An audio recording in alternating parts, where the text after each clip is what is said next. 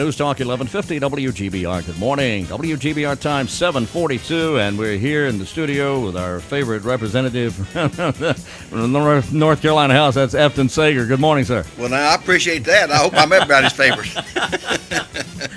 Happy New Year, Efton. Happy New Year to you. I mean, it's a lot to be thankful for in Wayne County. Oh, yes. Yes, indeed. But the gas tax is not one of them. Well, let's jump right into it. What do you say? Well, I mean, so what happened now? well, Wayne, I mean, we knew that there was a lot of people across North Carolina was concerned about the continually upping of the gas tax every 6 months. We did take it up in the House this last session, and it passed. But we had a lot of opposition on the other side, which means that in the event that we passed it and it went on to the Senate, and the Senate had opposition to doing anything right now because that was in the budget to take care of funding highways. Mm-hmm. So now come the short session, we may be able to take it up and do something about it, but we're going to have to adjust the budget accordingly.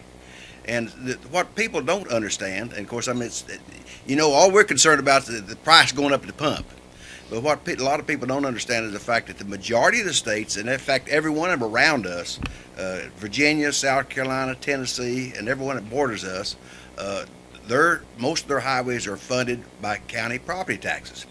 And most of these states have county road maintenance crews. They've been set up like that for many years. North Carolina doesn't.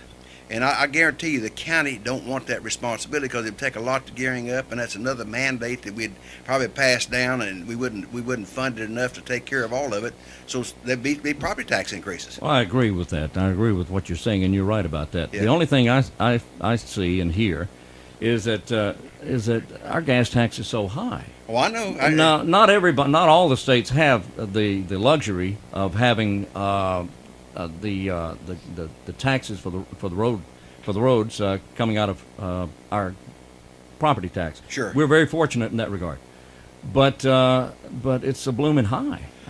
I understand. It is. It's high. And then now that the federal tax is going to be added on even higher on top of that. I had a county commissioner that just retired. Wilbur Andy Anderson. Andy Anderson hit yes. me on New Year's Eve. He says, "Are you responsible for this money and this going up?" I said, "Well, not completely, but I mean, like I said, got to take some responsibility for it because it's still there." But like I said, we did pass it in the House. We had an awful lot of arguments from the other side as far as not wanting to do it because they said oil companies would keep jacking it up basically anyhow when the price of crude increases. Right. And see, that thing I think is hard for a lot of folks to understand that the price of crude when it goes up, it not only affects the pump price, it affects the cost of the asphalt when we do the roads. So that's a cost that we don't think about, is the fact that we think it's just strictly just for gas. But I mean, when petroleum goes up, Mm-hmm. the cost of maintaining roads is higher. Well, everything goes up. And the thing I'm Absolutely. concerned about, and I've watched this very closely over the last 3 years, is the fact that we have some agencies where some of that money is being siphoned off and being funding non-appropriated companies and stuff like that. That's what we got to look at. We got to look to make sure that none of the money that is being collected on that gas tax is going anywhere except on maintaining of roads. And that concerns me there. So, I mean, like I said, we've got a lot of work to do. And like I said, certainly we've heard the people.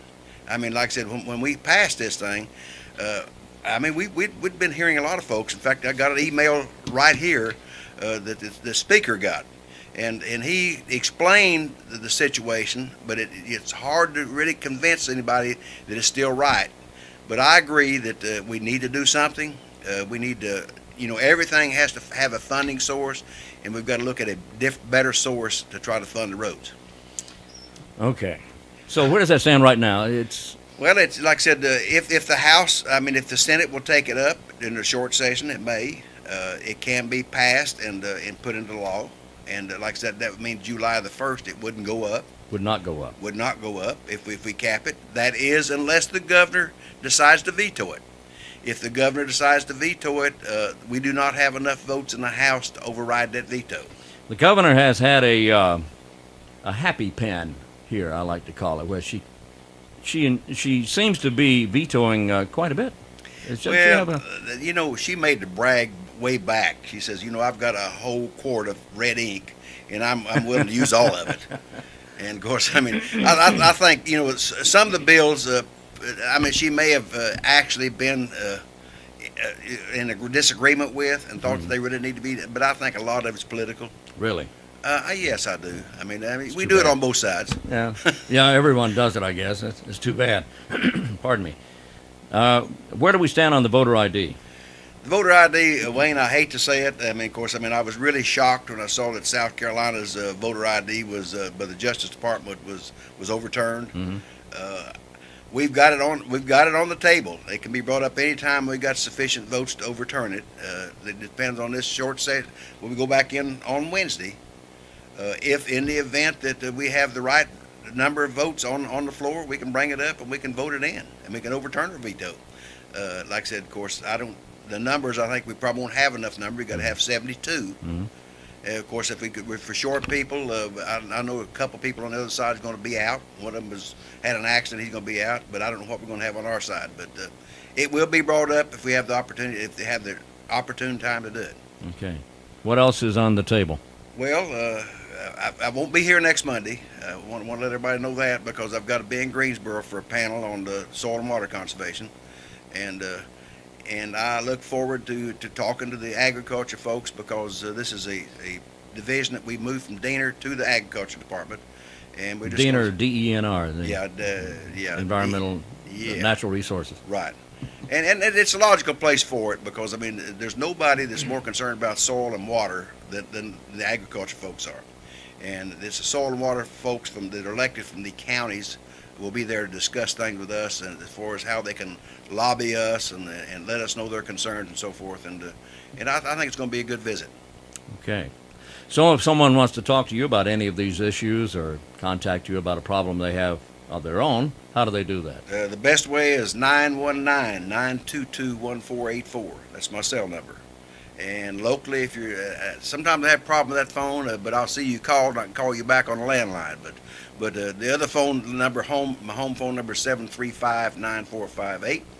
And in Raleigh, my number is 919-733-5755. All right. And what about email? Email, okay. Yeah, if somebody wants to email you, how do they do that? Efton.sager@ncleg.net. And the website for the General Assembly is ncleg.net. You can go on there and you can find out that we did pass the cap on the gas tax in the last session. Thank you. All right. Thank you so much for being with us today. Efton Sager, representative in the North Carolina House. Happy New Year again. I appreciate you being with us. Happy New Year, and thank you, man. We'll be right back.